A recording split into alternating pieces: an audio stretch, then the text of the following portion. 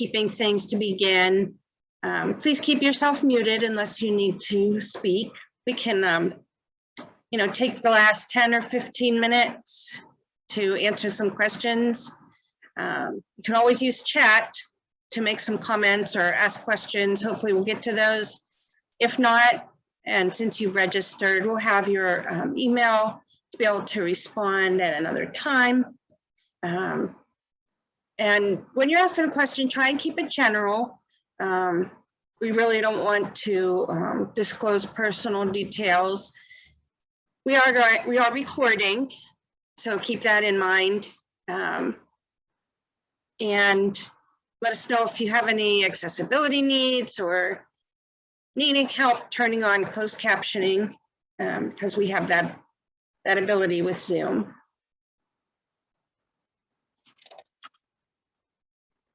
So our session today is making inclusive education a reality. Like I said, this is one of Jane and I's my favorite topics.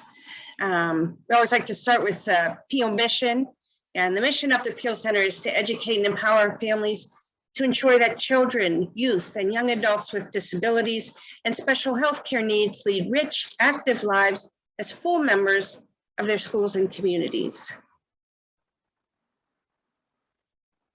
After today's session, we're hoping the participants will be able to identify how the Individuals with Disabilities Education Act supports inclusive education, the benefits of inclusive education. We'll explain the importance of the supplementary aids and services, discuss the importance of presuming competence. Hopefully you've heard that phrase before, presuming competence in inclusive education. Have you talk about think about your family's vision for inclusion for your child, and have you be able to list the most important things you'll share with your child's IEP team at your next meeting. So what is inclusion? When I think of inclusion, I think of times when I might not have been included in something, not chosen for the volleyball team or being last to be chosen in school, dances where you're kind of more of a wallflower than as part of belonging to a group. Even those cliques in school sometimes seem like that. So on a small scale, that's what we think about when we think about inclusion. Inclusion, for a lot of folks, it's a family value. It's a philosophy that kids and students and even our youth and young adults are valued and supported to participate meaningfully with each other. We think about school, what's the whole purpose of school? It's to graduate and then get a job. So you want to think about how is that going to look for your child? What's that vision going to be for your child once they get out of school? And are they going to be part of the community? So it's also, we view it as an educational practice to ensure that the right supports are provided that will allow a student to make success in a general education classroom with their same age peers. This doesn't mean that they have to perform on grade level, but just be with their peers, just be. There's a uniqueness to a school classroom, to the general education classroom, that you won't find outside of that. After kids leave school, that unique setting of being in class with typical peers, learning the same things, and participating in extracurricular activities, there's nothing like that outside. So this is a unique opportunity to work on a lot of things for our kids. We often say disability is a natural part of the human experience. And that comes right from the Individuals with Disabilities Education Act. It in no way diminishes the right of the individual to participate in or contribute to society. So to ensure that happens, we have to make sure that the child in the classroom has appropriate support. You might know too that since IDEA, any legislation that comes out regarding disability has this statement in it. That's how powerful this statement really is. So we talk about inclusion, and this is really, what educators are really talking a lot about now is that sense of belonging. It's one thing to have a child included in the classroom, to have them there in the classroom, but what really makes that inclusion is that sense of belonging, the feeling that the child gets about, I should be here, I'm valued here, I'm needed here. And sometimes that takes, it's, the culture in the school district is kind of top down. So if there's belief in the administration in inclusion and diversity and an appreciation for that diversity, it trickles down. We're looking for equal access and opportunities. Our kids should have the same opportunities as other students. And if they need support to participate in that, that's what we'd expect. And from our kid, everyone has strengths. And for our kids, we're going to look at those strengths and use those to build on their success in an inclusive environment. Inclusion isn't a feeling of isolation. A child shouldn't feel that way in a classroom. The focus should not be on differences. It shouldn't be on that there are some opportunities, but you can't get some things. You can't be in the marching band. Oh, no. Anybody has that opportunity. And we're not focusing on challenges. We're focusing on the strengths of the student and what the student brings. So this is a really good way of trying to picture what does this look like. In the top left, that's what folks look like when they're excluded, when they're not part of the group. Under the segregation, they're in a group, but they're with all kids with all other kids with disabilities.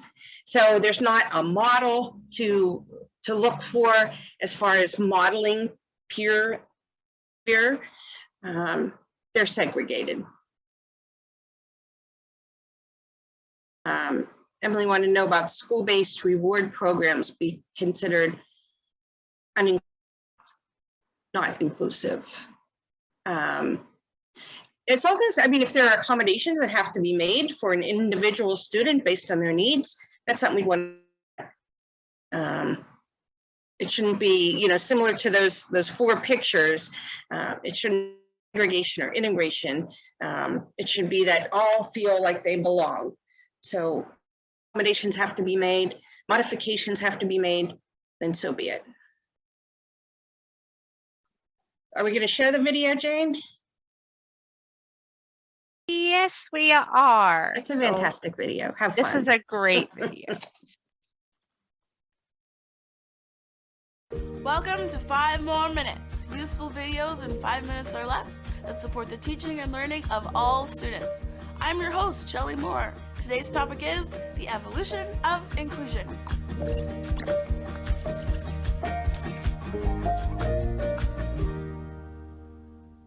Okay, so you remember the dots?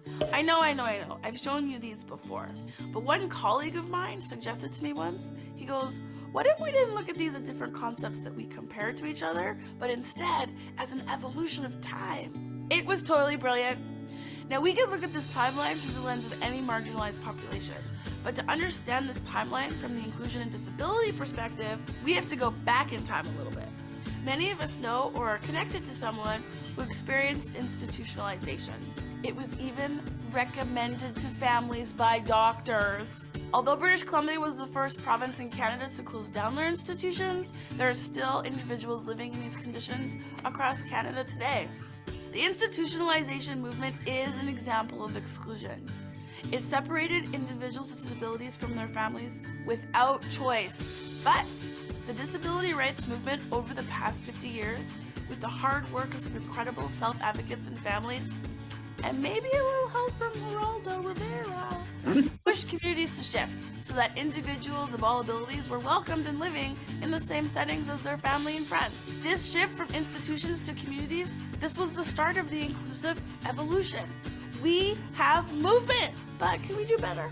Although many individuals are no longer excluded from their families and communities, they were, and let's be honest, they still are, expected to attend segregated schools or self-contained special education programs that are totally separate from the rest of the school community. And so parents started to ask some very good questions. You see, children with disabilities have siblings without disabilities, and families wanted all their kids to have equitable access to community-based education together. Kids started to be integrated into classrooms with their peers. They're in math together. They're in gym class together. They're eating lunch together. Kids are together. This is better. The shift from segregated to integrated schools and classrooms, this is the next step in the evolution of inclusion. We have movement, but can we do better? Well, this is where things get tricky, because integration, it doesn't take long to realize that just being together, it's not enough. Although in the same classroom, students with disabilities are often just that. They're physically in the classroom. They may sometimes have parallel activities, but mostly it's loosely connected classroom tasks. Now, you don't need me to tell you that just physically sharing space and time is enough to make you feel like you belong in a community. I mean, come on, there are Disney movies made about this. Breathing the same air is not enough. Do you remember the Titans? I do. The evolution from integration to inclusion is now the topic of many conversations in communities and schools around the world. How do we support individuals to be meaningfully included and not just physically integrated? It's not just about where kids go in their day, but why. What is the purpose to the places that they go? It's now school-based teams and staff that are asking questions about how to do this. How can we support purposeful and meaningful placements for kids with disabilities? In inclusive classrooms and schools, students aren't just present, but they have roles and responsibilities in their classrooms and also meaningfully connecting to their peers. This is inclusion. So there you have it, my friends. A brief history of inclusion in about 5 minutes. If this is interesting to you, though, definitely investigate your local history as well, because every community is in a different place in this journey, and it's so valuable to know where we've come from. The other thing, though, is looking at these visuals as a timeline. It really helped me to shift my own thinking from which bubble am I at or not at, and shift to more about where are we now in our inclusive journey and what's our next step. All of a sudden, the goal of inclusion becomes action-oriented and just feels so much more possible. We may not all be at the same place in the journey, but we can all move forward. We can do better. And so this is the question I'm going to leave you with today. Can we still do better? Do you think there's another evolution in inclusion? What might that be? How can we inch even more forward to make inclusion even better? Thanks, Geraldo.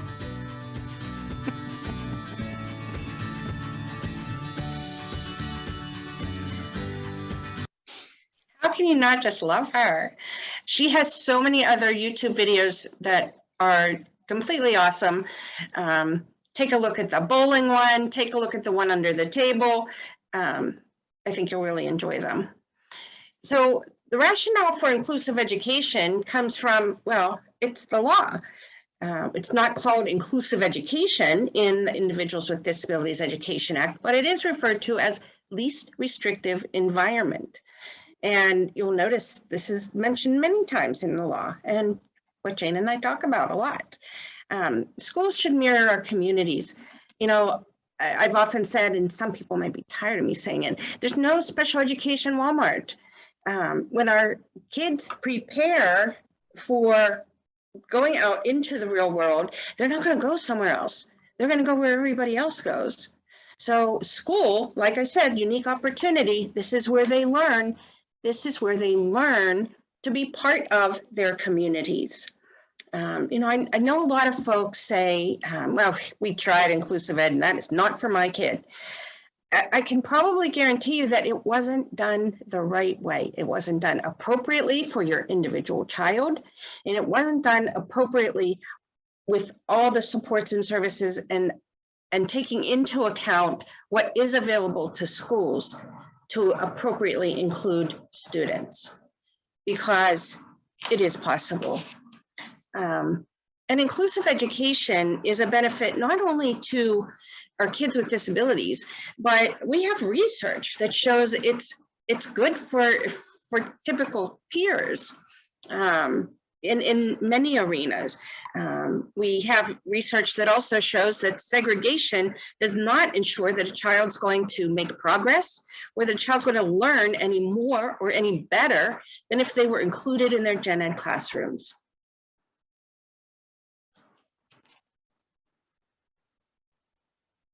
So according to the Individuals with Disabilities Education Act from 1975 now, it's not a place or a placement or, this is where kids with autism go. It's a service. And if you want to think of it, this is how I've always thought about special education, is that I imagine my son had a little briefcase, and in his briefcase was all of his special education supports and services. And wherever he went, that went with him. He didn't have to go, he didn't not have his briefcase, and he didn't have to go somewhere to get all those supports and services like a classroom. He took them with him. So when he went with his peers to his reading class, all those supports went with him. When he went to his social studies class, all those supports went with him. And don't forget, this also includes extracurricular activities. You're taking that briefcase along to all those extracurricular activities that you want your child to be involved in or that they want to be involved in.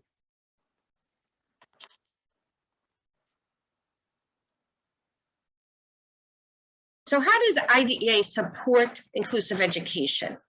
This is what it says right from the law. To the maximum extent appropriate, school districts must educate students with disabilities in the regular classroom with appropriate aids and supports. Now, the IEP team is going to decide what those appropriate aids and supports are, but you, as the parent, I have a friend that calls herself the CEO of the IEP team. You talk about that. You know your child. You know what supports they need. That's what you're going to talk about. That's what you're going to bring to the IEP team. They'll bring their expertise as far as what's available, what we can bring in, what resources we can use. You're the expert on your child. So every IEP team should first ask how, not why, how can this student's special education supports and services be provided within the general education classroom? Again, we're asking those how questions. So IDEA gives us some guiding principles as far as when we're advocating for inclusive education. We talk about a free, appropriate public education. Again, keyword being appropriate. Remember, kids aren't entitled to best, but they are entitled to appropriate. An appropriate evaluation. So that means that if a child speaks a language other than English, the evaluation is going to be provided in that other in that language. The IEP itself, look at the first word, individualized to the specific needs of that individual unique child. And we're going to go back to the evaluation to look at what are those individual needs. Least restrictive environment. Again, this is the whole crux of inclusive education. Least restrictive environment. And if you take a look at your notice of recommended educational placement, there's a kind of a box there that says options considered. Right above that box, there's a statement that says that every IEP team must first consider general education classrooms with all needed supports and services. Every team, not this one because. Every team has to start with that consideration. Parent and students' participation in decision making, and this is so key.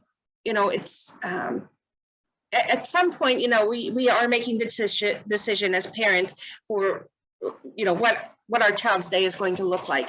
But at some point too, we're going to look for their participation and what they're interested in. Procedural safeguards, this is just an explanation of what our rights are. We talked about it a little earlier, but again, to drive home the point that parents should be informed decision makers. If there's anything you need to know as a parent being on that IEP team, you should ask questions. You have the right to be an informed decision maker. When you give consent, that means you understand totally what you're agreeing to. So if you have any questions at all, you have the right to be an informed decision maker. And again, children with disabilities should be educated with their non-disabled peers to the maximum extent appropriate in academics and in non-academic activities.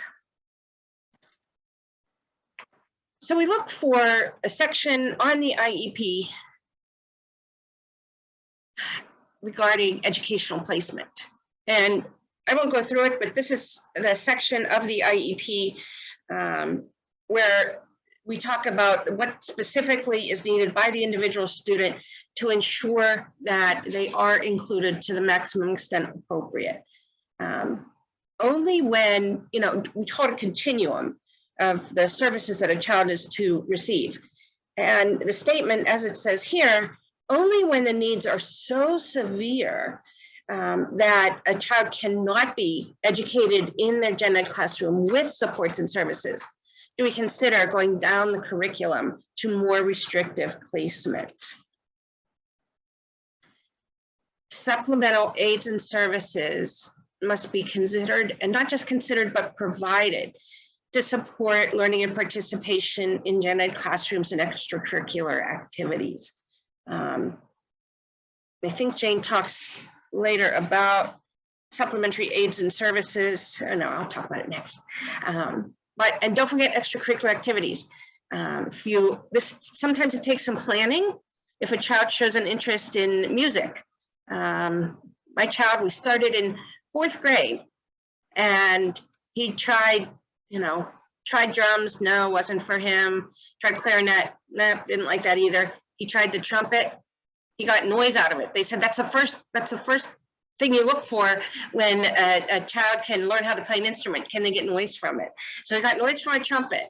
What that led to was him participating in the marching band in high school, and just a group of people that he just naturally, it was natural that he hung out with these people, and he was participating with his peers. So again, when we look at the continuum, we start with the child being included in their gen ed environment with all needed supports and services. All means all.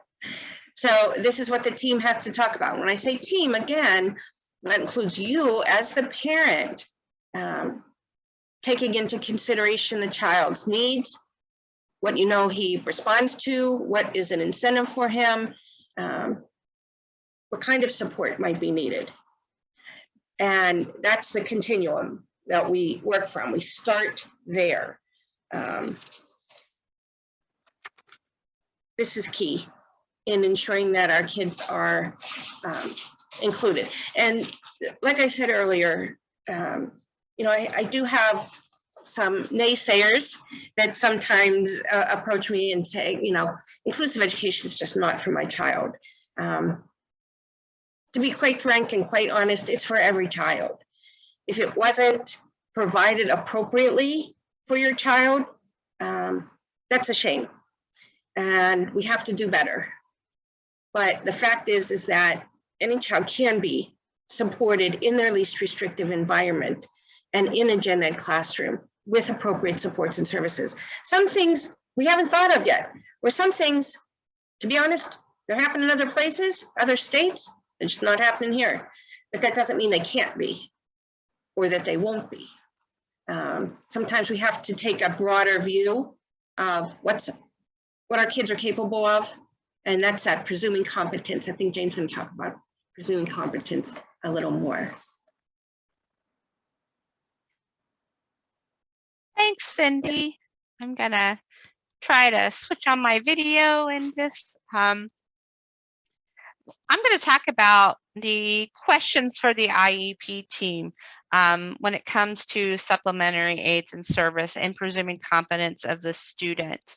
What I'm going to talk about here are the 4 questions that the IEP team is directed to discuss before determining to the extent to which the student will not participate in general education classroom. Remember, we always start the continuum at general education with supplemental aids and services. So in the annotated IEP that Patent produces, you can look at these same 4 questions. These questions must be talked about before we move a child to a more segregated setting. If every IEP team truly considered these questions and acted accordingly, many more children would be included in general education.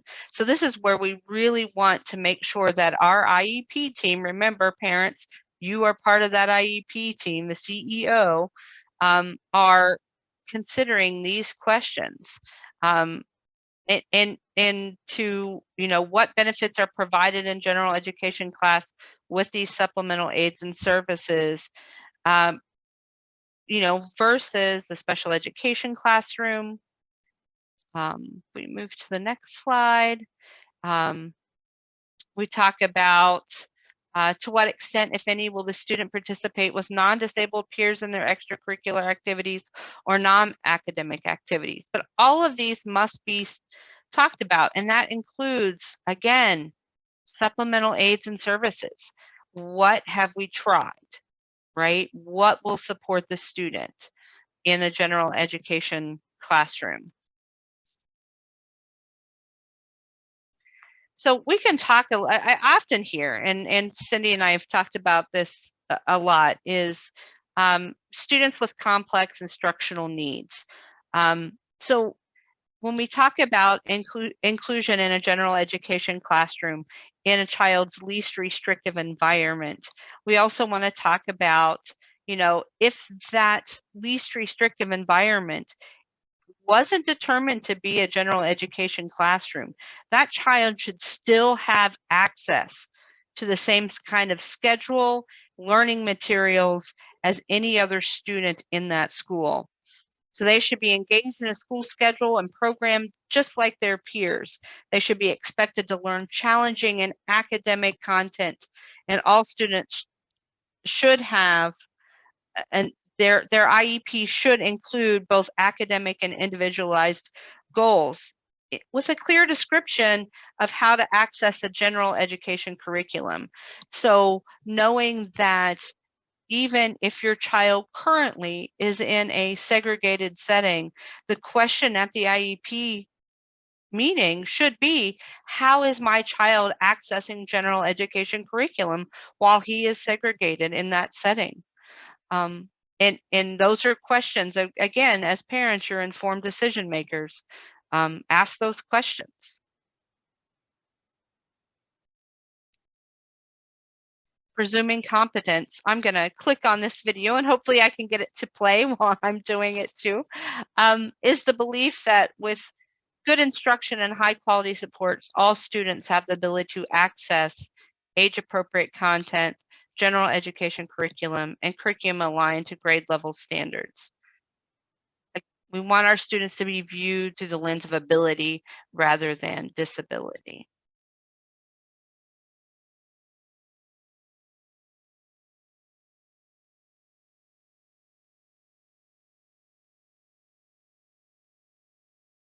When I was a student, I'd write long essays that I'd work on for days, but now I'm writing short emails. I feel like it's so crucial not to underestimate people with disabilities, because we can never guess what's inside.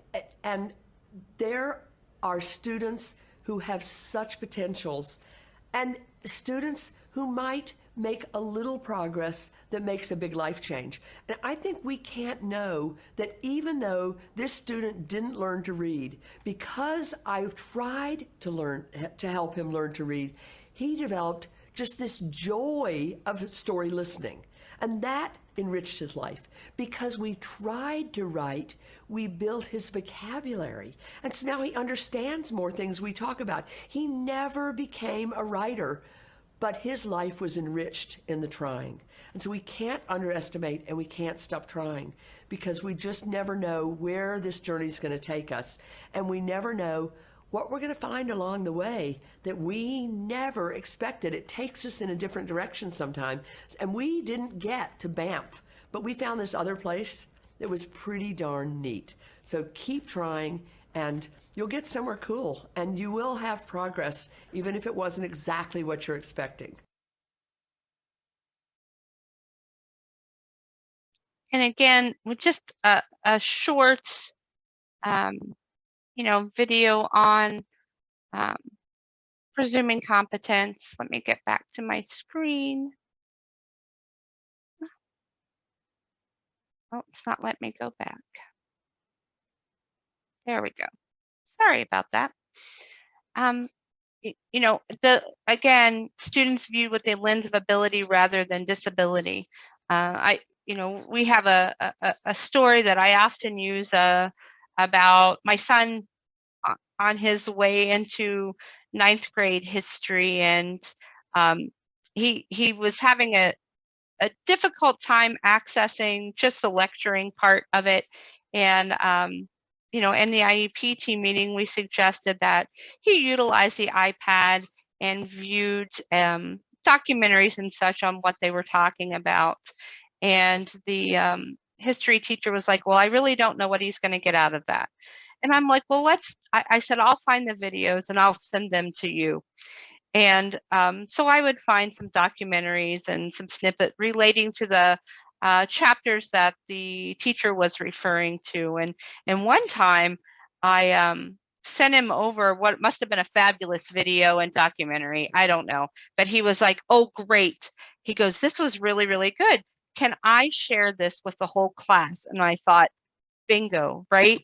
We know that my child can do it and he learns visually, but now the teacher also realizes that the supports and services that we put in place for our children with disabilities also help our typically developing students. Again, the access to the general education curriculum. How will the student be provided access? Not if, not when, but how. This means the access can be different for each student. One of the things that I talk about a lot is a child doesn't have to earn their way in to the general education classroom, right? We don't have to show that we know, right? Or how are we going to provide access? What supports and services are going to be given to that child so they are successful in the general education curriculum? There's some resources that I just wanted to put on here. We can add them in the chat at the end, and we all have your email, so we can also, there are a few resources that we covered in here that I would like to send over to you after the webinar, just in lieu of time. But there's a lot of schools out there doing successful inclusive classrooms, and we really need to pay attention to that in the state, is how it's being done elsewhere. There are SWIFT schools, so it's SWIFT schools. If you want to look that up, they have a great model of inclusive classroom. We just want to create a sense of belonging, right? We have Paula Kluth does many books and webinars for teachers also to show how they can make their classrooms, more inclusive. And the research says, right? And this is the reason we fight so hard for inclusion, that students with disabilities who are included experience higher academic expectations, greater performance in all academic areas, more independence with better post outcomes and increased social interaction and stronger networks of peers without disability.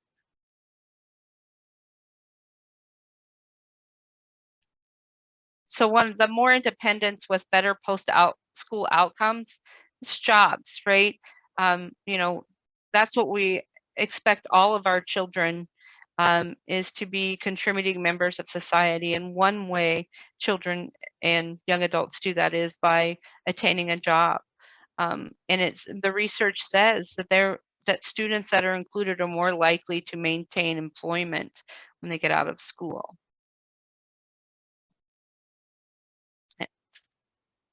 So let's talk about the IEP, right? An IEP should not have the same goals and objectives from year to year. Those goals and objectives that we talk about in our child's annual IEP meeting are for that year, right? We're supposed to be monitoring them. We're supposed to be using supports and services to make those goals attainable. What we should not do is continue to teach the same way and expect to see progress. So if you don't see progress to your child's IEP goal in the same year, there are questions that we should be asking. You know, one, is the goal appropriate? Was it a goal that was attainable? Was the way we projected the general education curriculum well supported with supplemental aids or services? You know, so these are all the questions. You know, do we need a better communication system? What are some of the things that we can do to help support this child to make sure that the IEP is implemented appropriately?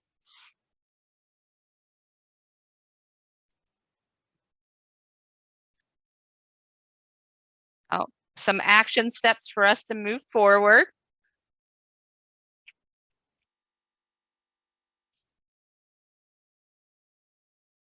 So identify 3 to 5 things that you'll share with your child's IEP team. So I just a couple of minutes before we kind of continue on, just think about the information about your child, their strengths, their dreams. I want, as a family, I want to make sure that I get across to my team the importance of presuming competence, right? Not thinking that my child can't, but it's how will my child access? You know, on the professional level, have you considered the range of supplemental aids and services for your student?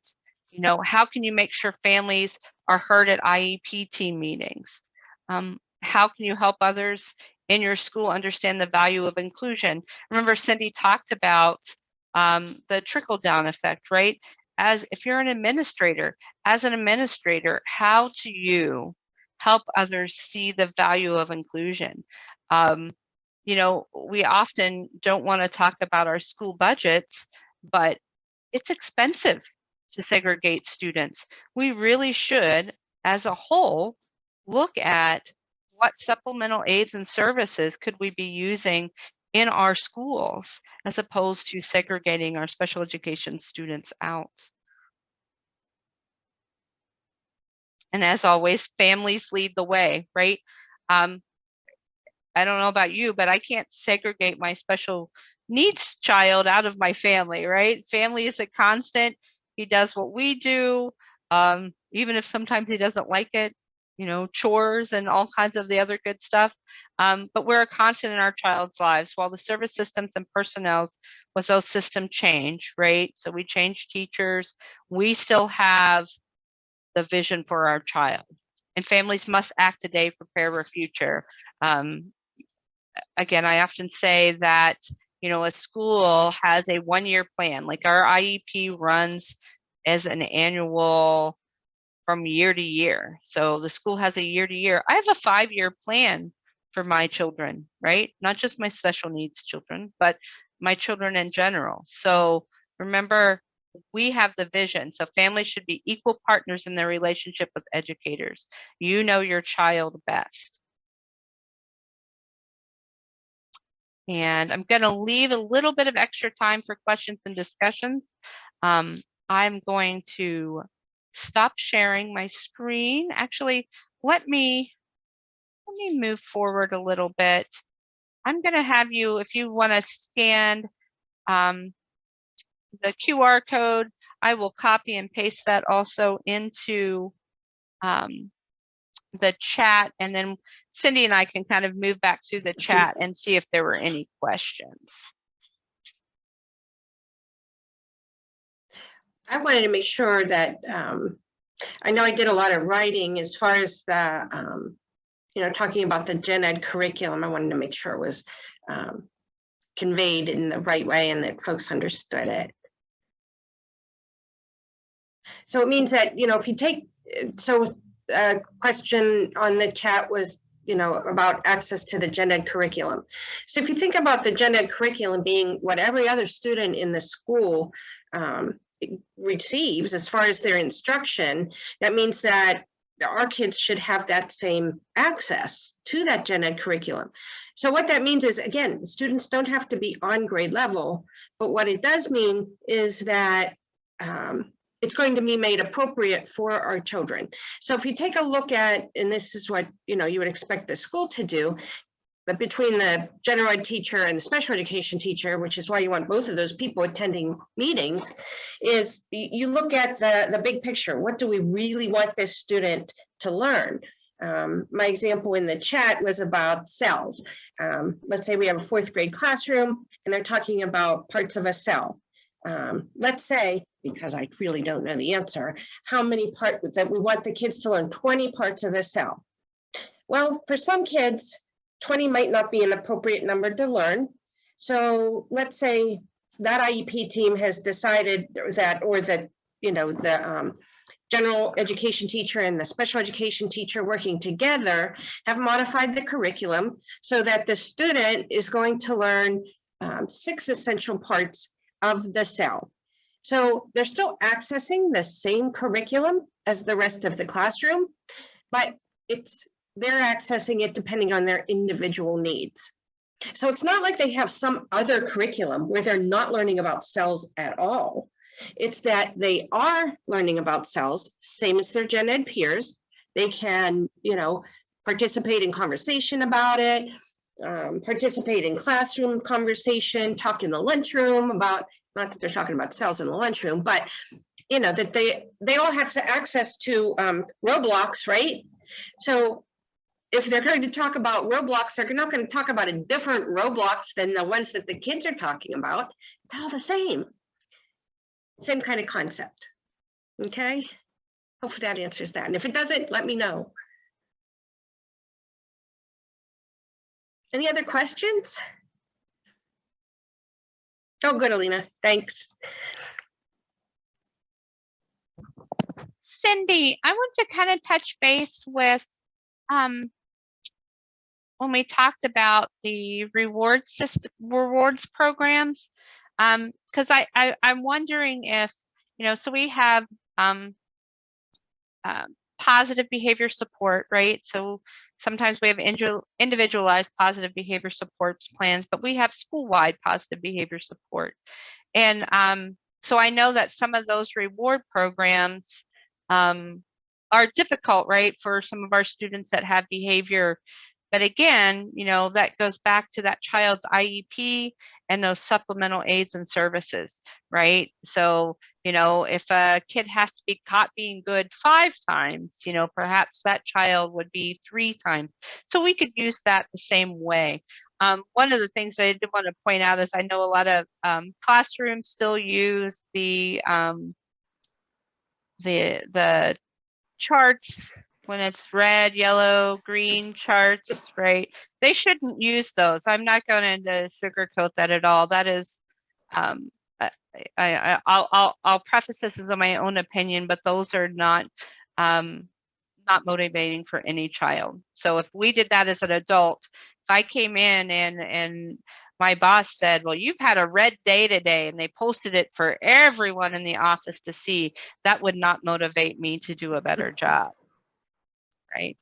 So I just wanted to cover that rewards program part, is to make sure that that child, again, has equal access to that reward system in light of their disability. Thanks, Jane. I see another question has come up about LRE and talking about LRE to the maximum extent appropriate. The question asks, this gives the school a lot of room to argue that low test scores mean a more segregated setting is appropriate for the student. How can you push back on this position?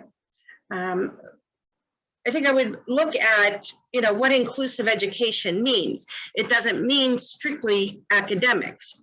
For a lot of kids, my son has autism. For him, it meant more about social opportunities than it did about academics. So his academics, they were, again, if they have a low test score, he doesn't test well. So that's not really a good indicator of what he knows or what he has retained as far as the class. So they might want to find a different way to evaluate what he knows. But for him, the being exposed to the gen ed curriculum, he was exposed to a book that all kids in the 6th grade were reading called A Night to Remember. And this book was about the Titanic. Now he's a very fluent reader, but does he always understand what he's reading? In little bits. So, adaptations, accommodations and modifications were made so that he was able to understand the book. But the fact was, he ended up getting this really, it wasn't really an obsession, but a very big interest in the Titanic because he was exposed to that book the same as other students. So it's not always about, the test scores. Again, you have to sit, like Linda mentioned about the Andrew case, you have to set high expectations for our kids, challenging curriculum. They're entitled to challenging curriculum too. Does every single student get an A when they're in a gen ed classroom? They do not. I don't expect my kid to get an A in every class. Does that mean he shouldn't be there? No. So that's what we want to talk about is, it doesn't only mean about academics. For some kids, it means social skills. For some kids, it means, modeling peers, discussing what peers talk about. Let's see what Sarah talks about. Sarah, why don't you tell us your story?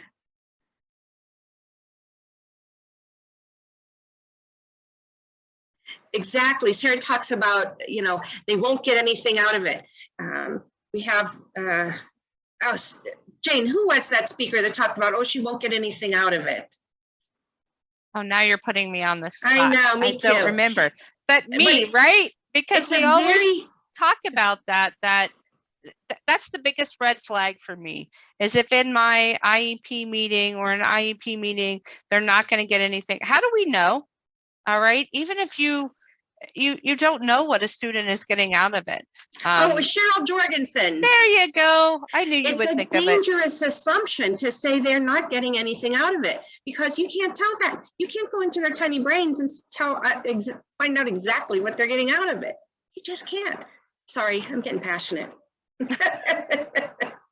I know it's just the thought of someone else knowing what you're getting out of something. Even as an adult, when you do something, there may be an end goal, but there's other things that you get out of it along the way. We often work in collaboration with other service agencies or things like that, and the ultimate goal would be to get the projects done, and that, but most of the time you get out of it so much more information and friendships and resources, that wasn't the expectation, but that's what we got out of it in the end. So same thing for our children, just like Sarah's daughter, she got a whole plethora of new songs to sing, and she didn't have to sit for circle time. And we can talk about the fact that you know, what 3 to 5-year-old wants to sit for 20 minutes at circle time anyway. Actually, as an adult, I couldn't sit for 20 minutes for circle time also. So good on her, Sarah. So Jane, what do you think about the question, can we ask that the school doesn't give our child tests? So I would say I wanted a way to test my child in a different manner, right? So it doesn't have to be a paper and pencil test. There's ways to auditorily test. There are ways to do, you know, and this is part of your IEP team meeting, right? So if part of the child's IEP team, could we do a work portfolio, right? For the chapter, instead of doing an end of the chapter test, right? Should we look at the work the child has put in for that chapter and grade that? So yeah, I think there are lots of ways to test the knowledge of a student and not just the paper, right? The learning standard isn't, can your kid take a test, right? The learning standard is, did your child acquire the knowledge? So again, an IEP team decision. So let's talk about what are the ways that we can look at the learning standards and go, did my child acquire that knowledge? Doesn't have Good point, Jane. Yep. When Andrew was in that reading class where they were reading the book about the Titanic, the teacher, you know, they did a project. So they did a poster. And Andrew could participate in doing that the same as any other student. It wasn't, you know, a pen and paper thing that he had to pass. It was, you know, him showing in his way, and all the kids, I mean, there's universal design for learning. All the kids did a poster so that they showed what they noted. And good point, Aaron, you know, evaluations, that's one thing. That's how our kids get their services. But testing and grades, it's going to be about the appropriateness of the test for the student. And, you know, one thing you might want to keep in mind, you know, when we're looking at graduation, is that students with an IEP can graduate in Pennsylvania with a regular diploma based on mastering their IEP goals. That would be an IEP team decision, but that is an option for IEP teams. Well, Jane and I are, both of our email addresses are in there, and feel free to, you know, ask us anything. Well, maybe not anything at all, but oh, you know what? And the extracurricular, it's, Jane knows that's a passion of mine. Like I said, we planned that very early on. I do have to say that there were parents that came before me who really had to fight for the supports that Andrew ended up getting when he was in band. So, you know, a lot of those supports are going to look the same as they do, you know, sports and extracurricular are going to look the same as they do maybe during the school day. When he participated in the school play in 4th grade, he needed somebody alongside him there, a one-on-one. When he participated in, you know, not only did he go to away games where he had a one-on-one go with him, you know, because that's what he needed at the time.